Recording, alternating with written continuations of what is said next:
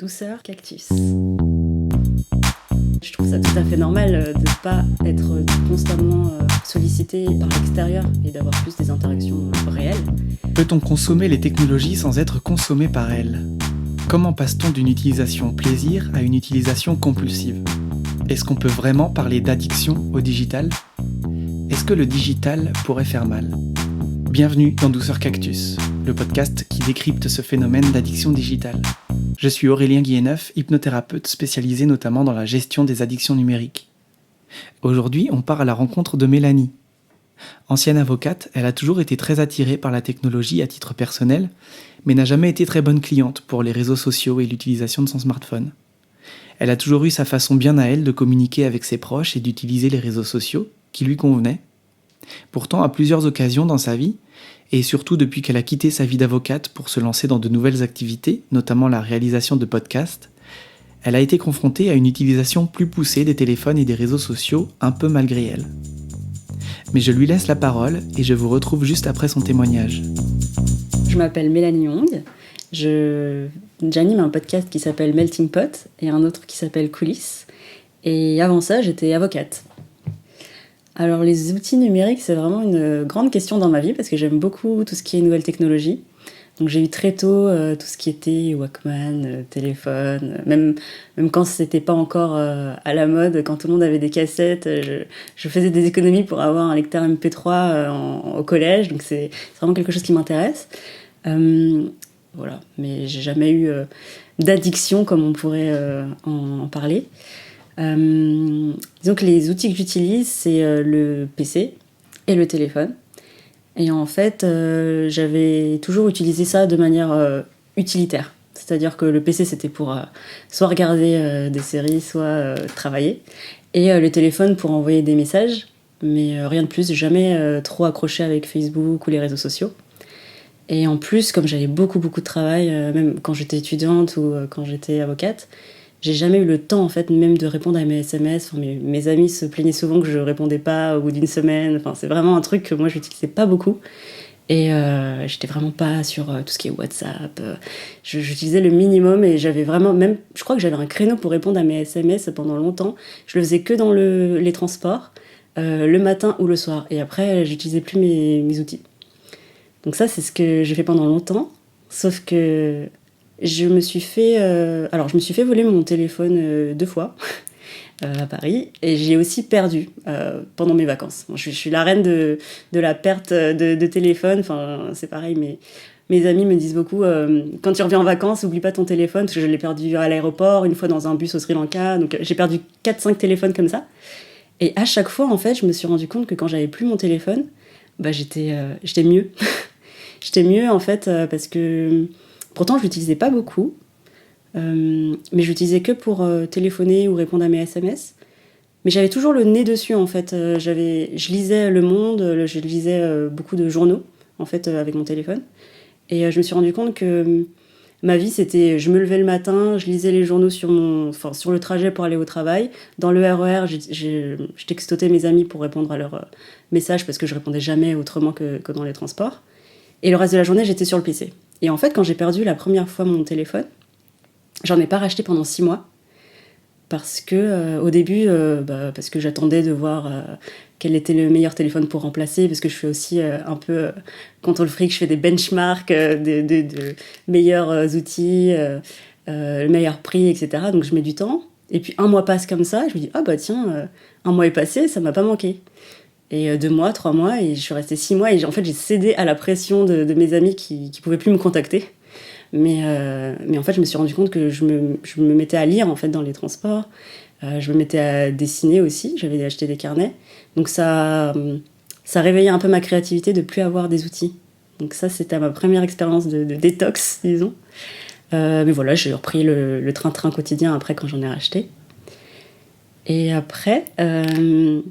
il y a eu une deuxième partie en fait de ma vie où j'ai démissionné de mon métier d'avocat. Et à ce moment-là, en fait, je savais pas trop ce que je voulais faire, mais j'avais beaucoup plus de temps. Et du coup, j'ai eu tout ce qui était messages des amis, je répondais tout de suite. J'ai développé un peu une aversion du coup pour tout ce qui était application de messagerie. parce que j'avais l'impression d'être envahie dans ma vie. En fait, avant, quand je recevais un message, je pouvais répondre très longtemps après, et puis du coup, comme je mettais une semaine, les gens mettaient aussi une semaine à me répondre. Là, comme je répondais tout de suite, on me répondait tout de suite. Et ça n'en finissait plus, j'arrêtais jamais de répondre à mes messages, et je me suis rendu compte que ça prenait vraiment trop de place dans ma vie. Des fois, je me retrouvais à minuit, 1h du matin, à écrire, alors que j'avais rien fait, j'avais même pas encore mangé. Et donc je me disais, là, c'est vraiment trop, ça me prend trop de place. Du coup, j'ai dit à mes amis que je voulais plus leur parler sur message. Enfin, ça a vraiment créé des discussions en fait autour de ça. Au début, ils m'ont dit, tu fais un peu, c'est peut-être une période, t'es peut-être un peu asocial en ce moment parce que tu te cherches, parce que comme je changeais de travail, ils savaient pas trop si c'était moi ou. Mais en fait, je me suis rendu compte que j'avais jamais eu l'habitude de parler autant sur le téléphone. Et que aussi les interactions à l'écrit sont pas les mêmes qu'à l'oral. D'ailleurs, je suis une personne qui met énormément de smileys et de petites émoticônes parce que j'ai l'impression que c'est pas très naturel la façon dont on parle. Et du coup, là, les personnes que j'avais qui me parlaient beaucoup sur les applications de messagerie, elles se rendaient pas compte qu'en fait, moi, j'avais jamais eu l'habitude d'avoir ça, alors qu'elles le faisaient depuis 10 ans peut-être. D'écrire comme ça tous les jours, alors que moi j'étais un peu avant un peu exclue de cet écosystème, et là quand je leur ai dit non mais c'est trop pour moi, je peux pas, elles ont pas compris en fait. J'ai l'impression que c'est assez généralisé le fait que tout le monde se réponde, et si tu réponds pas, qu'est-ce qui se passe? Des fois je recevais, si je répondais pas le soir, le lendemain, qu'est-ce qu'il y a, t'es morte, pourquoi tu réponds pas, t'es fâchée, alors que c'est juste que le soir j'ai pas regardé mon téléphone. Donc je trouvais ça un peu anormal en fait, d'être autant dans la vie des autres à distance. Donc du coup j'ai dit non, c'est juste moi, je veux pas faire ça, et voilà, on peut communiquer autrement. Si tu veux, on se voit plus en vrai, on se voit le lundi soir ou le week-end, mais on arrête de s'écrire tous les soirs comme ça, en plus pour des bêtises, c'est pas forcément très intéressant. Voilà, mais c'est vrai que c'est pas très accepté, je trouve, en tout cas dans mon entourage. Enfin, c'est pas commun de pas avoir trop être tout le temps sur ton téléphone. J'avais l'impression de pas être normale, c'est vrai, de devoir me justifier, et en fait comme j'ai longtemps été introvertie et assez timide, je mettais ça sur le compte de tu sais, moi je suis assez bizarre, j'aime pas avoir des interactions tout le temps, mais en fait je trouve ça tout à fait normal de pas être constamment sollicitée par l'extérieur et d'avoir plus des interactions réelles. Mais c'est vrai que je devais me justifier en fait. Je devais dire, tu sais, c'est moi, je suis comme ça, je suis un peu spéciale, je peux pas tout le temps répondre. Mais c'est vrai que je trouvais ça comme une intrusion un peu. D'ailleurs, les personnes à qui j'ai dit ça m'ont répondu que c'est vrai, que ça c'est source de quiproquos. Parce qu'on a eu aussi des disputes à cause d'incompréhension en fait à l'écrit. Et que c'était mieux effectivement de se voir plus en vrai, mais c'est vrai que c'est plus difficile quand on a un emploi du temps chargé, que tout le monde n'a pas forcément le temps. Mais oui, on a changé notre façon de faire en fait avec certaines personnes. On se parle plus tous les jours, et on se parle pour dire des choses plus intéressantes du coup. Quand on se donne des nouvelles, on donne des nouvelles approfondies, et on parle pas tout le temps de ah tiens, je suis en train de marcher dans la rue, je vais à la boulangerie et là j'ai croisé un chat. Voilà, on n'écrit pas à chaque fois qu'on marche dans la rue juste pour se remplir en fait les mains et la tête. Tu vois, je marche les mains dans les poches, je laisse mon téléphone dans ma poche, et après le jour où je réponds à la personne, je dis des choses sur ma vie et je lui pose des questions. Et en plus on est plus à l'écoute, je trouve, de l'autre, et moi en tout cas je me livre plus sur des choses importantes que juste tout à l'heure je suis rentrée à telle heure, c'est plus intéressant. Donc ouais, ça a un peu changé la façon de faire, le fait de dire aux autres ce que je ressentais quand on parlait trop sur les messageries. Après, du point de vue professionnel, en fait le podcast c'est un média, donc forcément pour le faire connaître, il faut être en ligne, il faut avoir une présence, une visibilité sur les réseaux sociaux. Moi, je suis principalement sur Instagram et sur Facebook. Et c'était des médias, des réseaux sociaux que j'utilisais à titre personnel. Je regardais vraiment peut-être une fois par semaine ce qui se passait. Et j'aimais bien regarder les photos parce que c'était joli, mais pas plus que ça. Et depuis que j'ai le podcast, en fait, je me suis un peu plus intéressée à comment ça marchait, le fait d'être suivi, de créer une communauté, etc. Et donc il faut poster régulièrement, il faut avoir une présence en ligne, faire des stories, répondre aux gens, écrire des commentaires, répondre aux commentaires. Et donc il faut être là tous les jours sur les réseaux sociaux. Donc ce que je me suis dit, c'est que c'était indispensable, donc je le fais. Mais je pensais pas, comme je suis pas quelqu'un qui suis particulièrement accro à la base aux réseaux sociaux, que ça allait me prendre autant de temps et d'énergie. Parce qu'en fait, ça fait presque 1 an maintenant que je fais ça. Et je poste... alors au début, je postais tous les jours. Et en fait, je me suis rendu compte que ça me prenait énormément non seulement de temps, mais j'ai l'impression de ressources vitales. C'est assez bizarre à dire, mais quand je poste sur les réseaux sociaux, je pourrais me contenter de faire ça, d'attendre, d'avoir le lendemain de faire mon 2e post. Mais en fait, j'attends de voir s'il y a des interactions, s'il y a des likes, s'il y a des commentaires. Et des fois, il se passe rien. Enfin, j'en ai, mais du coup, pendant qu'il se passe rien, je fais défiler mon téléphone, je vais regarder les autres comptes. Et 3 heures passent et j'ai rien fait de ma journée. Et donc ça, j'ai trouvé ça horrible. Parce que j'ai l'impression de tomber dans un trou noir de l'inutilité de la vie. Je culpabilise parce qu'en plus, j'ai pas travaillé, j'ai pas fait des choses productives. Et en plus, quand j'éteins mon téléphone, j'ai l'impression d'avoir vidé mon cerveau, que ça servait à rien. Ce que j'entends d'habitude sur les réseaux sociaux, c'est quand on est sur les réseaux sociaux, les images nous influencent, on voit que le bonheur, etc. Moi, j'entends pas beaucoup dire que on se sent vide en fait après avoir passé du temps sur les réseaux sociaux.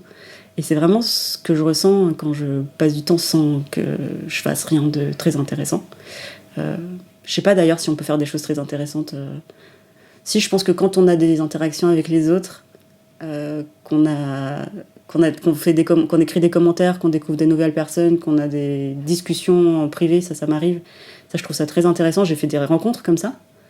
D'ailleurs, j'ai rencontré mon associé de mon 2e podcast, Coolist, sur Instagram, donc ça peut être bénéfique. Mais sinon, je trouve qu'il faut les limiter à la partie professionnelle, c'est-à-dire je poste, j'éteins mon téléphone et je reposte le lendemain. Et je le regarde pas entre-temps, en fait, parce que ça sert à rien. Et ça me fait du mal, en fait. J'ai l'impression que ça me vide. Et en plus, je me compare après avec les autres comptes, les comptes qui font aussi des podcasts comme moi. C'est assez dur comme milieu parce qu'on voit les likes, on voit le nombre de likes que les autres ont et que toi, t'as pas. D'ailleurs, j'ai vu qu'Instagram peut-être envisageait de supprimer les likes. Je trouve ça bien. Mais oui, du coup, je me suis fait un emploi du temps où je mets les moments où je m'autorise à aller sur les réseaux sociaux pour le travail. Parce que maintenant, j'y vais même plus pour le plaisir. J'y vais plus du tout pour le plaisir. Je le fais plus dans ma vie personnelle, mais en tout cas pour le travail, c'est-à-dire pour le podcast. Je vais sur les réseaux sociaux de 8h30 à 9h, de 12h30 à 13h, et le soir à 21h. En gros, c'est pendant mes moments de pause que je considère que c'est pas du travail, et pour que ça empiète pas sur le reste de ma journée. Parce qu'il m'est arrivé de passer 1 semaine ou 2 à être que sur les réseaux sociaux, à rien faire d'autre que lire les posts des autres et poster et répondre. Et j'avais l'impression d'avoir perdu 2 semaines de ma vie. Quand j'étais avocate, chaque moment en fait était timé. Alors, quand tu écris un contrat, tu cliques sur un logiciel pour quand tu commences à l'écrire et tu cliques quand tu finis pour pouvoir facturer le client. Donc je me rendais compte de ma production en fait. Pour le podcast, c'est un peu la même chose. Je commence à faire un montage ou une interview, je vois l'heure qu'il est, je termine, je suis contente, j'ai fait mon montage, j'ai fait mon interview. Quand tu es sur les réseaux sociaux, alors je sais que c'est un métier et d'ailleurs c'est un métier compliqué parce que honnêtement, j'arrive pas à le faire moi-même de faire la gestion des réseaux sociaux, enfin community manager, tout ça, c'est un vrai métier. Mais j'ai pas l'impression d'être productive en fait, de faire quelque chose d'utile. Et je pense que c'est quelque chose qui est très important pour moi d'avoir l'impression de faire quelque chose d'utile. Et quand je suis sur Instagram et que j'ai passé 2 heures, mais ça m'arrive vraiment, de passer 2 heures sans m'en rendre compte, quand j'éteins mon portable, je me rappelle de rien, de ce que j'ai vu et de ce que j'ai fait. Et en plus, moi, j'ai rien créé, j'ai rien fait. J'ai rien appris, j'ai vraiment rien fait dans ma vie. En plus, ça m'a rien apporté, en fait. C'est ça qui m'embête le plus. Donc, peut-être que j'ai tout le temps envie d'être productive et que c'est un problème, mais là, c'est vraiment le contraire, l'extrême contraire d'être sur les réseaux sociaux et de ne rien faire de sa vie. Je pense que le fait d'avoir compris que c'était aussi important pour moi d'avoir du temps utile ou productif, même si j'aime pas trop le mot productif parce que ça fait un peu travail à la chaîne, ou travail où ça doit donner quelque chose, mais quand je dis productif, c'est avoir du temps où j'ai l'impression que c'était intéressant dans ma vie. Ça m'a permis d'avoir des choses qui n'ont rien à voir, mais d'être plus créative. C'est-à-dire que quand je me suis rendu compte que ça me faisait pas du bien d'être sur les réseaux sociaux et d'avoir ce genre de ressenti de vide, je me suis dit comment faire pour le remplir, en fait, pour avoir une activité qui soit le contraire. Et donc, pour compenser le fait que je passe quand même du temps sur ce genre de choses, parce que je dois le faire pour mon podcast, je me suis mis à faire des choses concrètes, en fait, à la main. Parce que pour moi, c'est un peu l'opposé des outils numériques, tout ce qui est manuel. Du coup, je me suis mise à cuisiner, à dessiner et quoi d'autre, et à jardiner. Enfin, c'est vraiment des trucs que je ne faisais pas du tout. Et je me rends compte en fait qu'au début je comprenais pas pourquoi je me suis mis à cuisiner, alors parce que j'aime pas être sur mon téléphone. Alors, j'ai l'impression que ça n'a aucun rapport. Et en fait si, c'est parce que je vois au bout d'une heure quelque chose se créer. Et donc j'aime bien cuisiner maintenant. J'aime bien jardiner parce que en fait quand tu plantes une graine, tu vois une plante qui pousse. Et en fait dans ma vie, le fait d'avoir compris que les écrans étaient un peu une partie qui me vidait, ça m'a donné envie en fait de me remplir d'activités créatives. Voilà. Et d'écrire aussi, beaucoup. En fait, le jour où je passe beaucoup de temps sur mon écran, même pas sur les réseaux sociaux, hein, par exemple, même les jours où je passais beaucoup de temps sur mon PC pour faire du montage, par exemple si je fais 4 heures de montage, je me dis que j'éteins le PC et après je vais écrire. Parce que j'ai besoin de compenser dans la même journée une activité digitale par une activité manuelle. Donc ça, je trouve que c'est une bonne chose d'avoir vu ça grâce aux écrans. Ouais, maintenant je pense que j'ai trouvé un équilibre, mais il est assez fragile parce qu'on peut vite retomber dans le travers de swiper et sans s'arrêter. Mais ouais, je fais attention en fait à ne plus être trop longtemps sur les réseaux sociaux. Mais je sais que c'est assez fragile, c'est-à-dire que si une semaine je respecte mon emploi du temps, c'est-à-dire 8h30, midi et demi, 21h, la semaine d'après il est possible que je passe 2 heures le matin sur Instagram, et là je me dis non, bon, c'est pas bien. Mais au moins comme j'ai ces références, ça améliore ma qualité de vie, ouais. Alors j'essaye de faire passer ce message de déconnexion, enfin c'est pas vraiment une déconnexion parce que je l'utilise quand même tous les jours, mais en tout cas d'utilisation plus raisonnée à mon mari, parce que j'essaye de pas aller plus loin déjà parce que c'est le minimum, mais c'est assez compliqué, je l'avoue. Je pense que lui c'est pire que moi, il regarde son téléphone tout le temps, même en mangeant et en regardant la télé, et il y a 2 écrans souvent en même temps, donc j'ai pas encore réussi, mais je ne perds pas espoir. À quel point nos habitudes avec notre téléphone ou nos réseaux sociaux révèlent-ils notre personnalité ? Dans le témoignage de Mélanie, on peut se demander si on est tous égaux sur ce sujet. Et puis on peut aussi se demander à quel point les aspects hyper instantanés des messageries et des commentaires nous conviennent vraiment. Si on utilise toujours son téléphone d'une façon qui nous convient vraiment à nous, si on l'utilise toujours parce qu'on le veut bien, ou parce que la société, notre entourage ou même nos amis nous ont imposé certaines habitudes.